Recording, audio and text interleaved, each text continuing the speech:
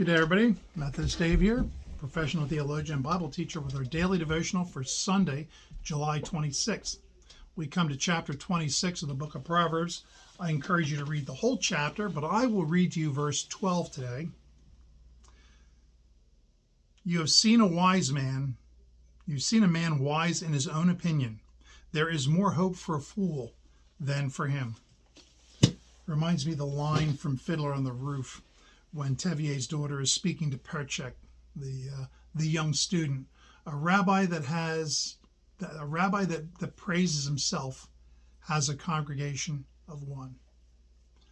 If you are the one that praises yourself, if you are the one who determines your wisdom, your high opinion, there's more hope for a fool than for you.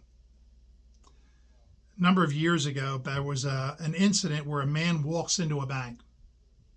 Walks into the bank, looks at the camera, goes up to the teller, demands money, gets money, leaves the bank, goes across town to another bank, does the same thing, walks in, looks at the camera, goes to the teller, demands money, leaves, and is promptly caught later that day. He asked the police, "How did you know it was me?" And they said, "Well, we saw your picture on the camera." And the man says, "That can't be. I put the juice on." What juice? He had read somewhere that in ancient espionage that they would use lemon juice as invisible ink. And then when you heated the lemon juice over a fire, then all of a sudden it would reveal the print. So lemon juice is invisible. If I put invisible lemon juice on my face, they won't be able to photograph me. So he put lemon juice all over his face and took a Polaroid picture of himself, and for some reason the image didn't develop properly.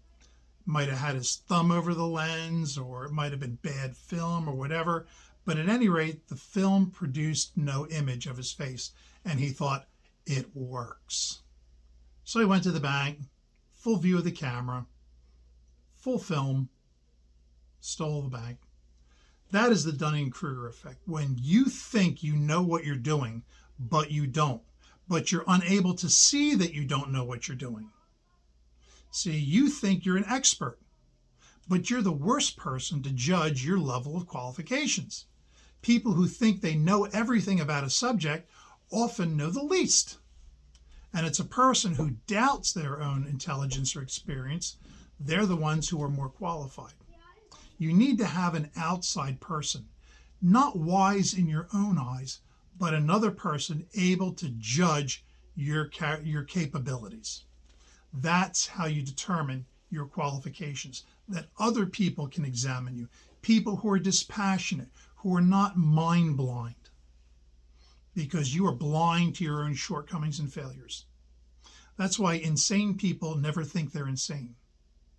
And people who think they're insane are not insane, because insane people never think they're insane, and sane people often question their sanity.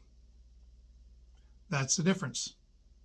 Look, if you got a question about this or any other subject, drop me an email, methodistdave@gmail.com.